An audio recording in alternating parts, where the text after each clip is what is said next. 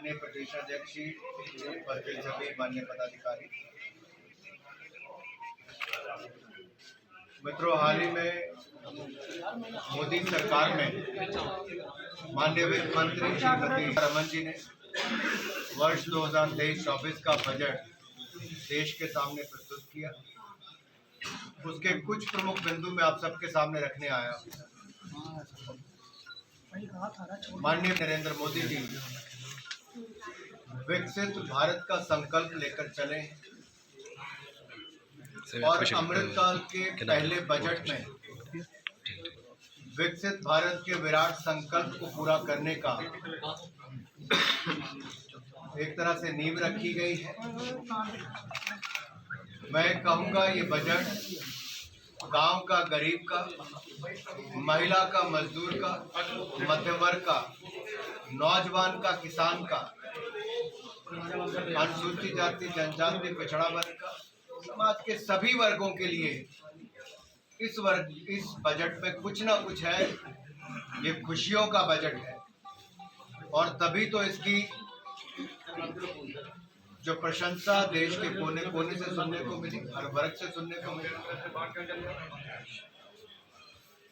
मित्रों, पहली बार capital investment expenditure जो हम कहें उसका आउटले 10 लाख करोड़ रुपया रखा गया है, जो पिछले वर्ष से 33% ज्यादा है। यानी कि इतनी इन्वेस्टमेंट कैपिटल एक्सपेंडिचर में होगी जिसके कारण देश भर में आधारभूत ढांचा तो सुदृढ़ होगा ही, लाखों लोगों के लिए रोजगार के अवसर भी उत्पन्न होंगे। इसी तरह से ही रेलवे के लिए 2,40,000 करोड़ रुपए का बजट रखा गया है और ये 2,40,000 करोड़ का आउटले आज तक का सबसे ज्यादा प्रावधान किया गया है रेलवे में। और अगर मैं 2013-14 की तुलना में कहूं तो ये 9 गुना ज्यादा है। और जम्मू कश्मीर की ही बात करूं तो जम्मू कश्मीर के लिए भी अभी तक 3 प्रोजेक्ट 481 किलोमीटर के 28,440 करोड़ रुपए के प्रदेश में चल रहे हैं। इस बजट में समाज के हर वर्ग के लिए कुछ ना कुछ हो और जिन 8 वर्षों में प्रति व्यक्ति आय दुगनी हो गई हो, भारतीय अर्थव्यवस्था 10वें नंबर से दुनिया की 5वीं सबसे बड़ी अर्थव्यवस्था बनी हो। मैं राहुल जी को याद करवाना चाहता हूं, राजीव गांधी जी के समय 100 रुपया भेजते थे तो 15 रुपया जमीन पे पहुंचता था लोगों के पास। मोदी सरकार में 100 रुपया भेजते हैं तो 100 का 100 पहुंचता है, क्योंकि 45 करोड़ से 48 करोड़ बैंक खाते खोले हैं। जनधन, आधार, मोबाइल, जैम ट्रिनिटी के माध्यम से पारदर्शिता, जवाबदेही हमने सिस्टम की कड़ी की है। आज गरीब से गरीब व्यक्ति भी, चाय वाला, ठेले वाला, रेडी वाला, वो क्यूआर अपने डिजिटल पेमेंट्स करता है। आप लोग भी करते हैं। जो दुनिया के बड़े बड़े देश नहीं कर पाए, हमने कोविन ऐप पर आपको डिजिटल सर्टिफिकेट दिए। 220 करोड़ वैक्सीन हमने मुफ्त में लगवाई। राहुल गांधी जी कहते थे विश्वास मत करो। 80 करोड़ गरीबों को हमने 28 महीने तक मुफ्त में राशन दिया। दुनिया भर में महंगाई 3-3, 4-4 गुना बढ़ी है। भारत में लगातार महंगाई कम करने का काम किया। राहुल गांधी जी सोनिया गांधी जी से प्रश्न है, मनमोहन सिंह जी के समय महंगाई दर 12% थी 2012-13 में। तब तो दुनिया में ना युद्ध था ना कोविड था। आज 5% महंगाई की दर।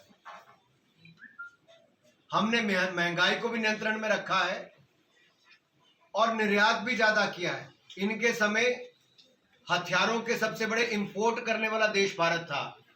हमने 16,000 करोड़ रुपए का निर्यात किया, एक्सपोर्ट किया है। और यही नहीं, सेकंड लार्जेस्ट मोबाइल इंपोर्टर होता था भारत, आज सेकंड लार्जेस्ट मैन्युफैक्चरर बनाकर हमने दिखाया। इनके समय बिजली नहीं आती थी, हमने हर गांव में बिजली पहुंचा दी। इनके समय महिलाओं को धुआं भुगतना पड़ता था पानी लेने के लिए और लकड़ी लाने के लिए 6 घंटे दिन के। राजनीतिक चश्मा उतार के देखेगा तो उनको समझ में आएगा कि डायरेक्ट टैक्स, इनडायरेक्ट टैक्स वो तो बड़ा है, क्योंकि ईमानदारी आई, लोगों को विश्वास आया कि सरकार को अगर टैक्स पे करते हैं तो सरकार एक एक रुपया गरीब के कल्याण के लिए खर्च करती है, चाहे वो मुफ्त वैक्सीन हो, मुफ्त में अनाज की बात हो, बेहतर स्वास्थ्य सुविधाएं हो, आयुष्मान भारत के माध्यम से 60 करोड़ लोगों को मुफ्त में इलाज देने की बात हो, या फिर भारतीय अर्थव्यवस्था को आगे बढ़ाने की बात हो। 12 किलोमीटर सड़क बनती थी नेशनल हाईवे की कांग्रेस की सरकार में, आज 40 किलोमीटर प्रतिदिन नेशनल हाईवे बनता है। उनकी 9 करोड़ महिलाओं को हम मार्केट लिंकेज देने का काम, टेक्नोलॉजी, फर्टिलाइजर्स के, यूरिया के दाम 3 गुना बढ़ गए। मोदी सरकार ने किसानों के ऊपर बढ़ते दामों का कोई बोझ नहीं पड़ने दिया, 1 रुपया भी नहीं बढ़ाया। और ये जो 11 करोड़ किसानों को पैसे मिले, इसमें महिला किसान भी हैं। अब भी किसानों को कई